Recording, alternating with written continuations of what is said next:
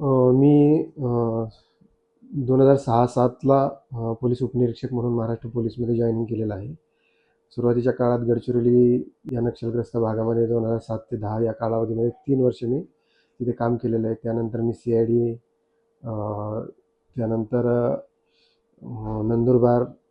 नंदुरबारसारख्या जातीयदृष्ट्या संवेदनशील ठिकाणी पण काम केलेलं आहे. त्यानंतर माझी पोलीस निरीक्षक या पदावर 2017 साली पदोन्नतीने मी नागपूर शहर या ठिकाणी सेवा बजावलेली आहे.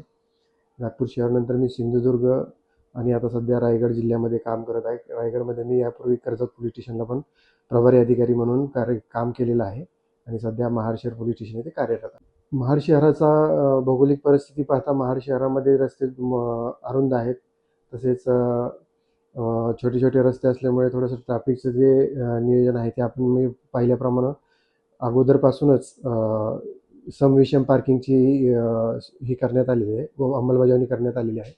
त्यामध्ये जे या जुनी बाजारपेठ किंवा बाजारपेठेतले इतर रस्ते आहेत या ठिकाणी ज्या अस्ताव्यस्त पार्किंग जे वाहन चालक करतात त्यांच्यामुळे वाहतुकीची मोठ्या प्रमाणात समस्या निर्माण होत आहे. अशा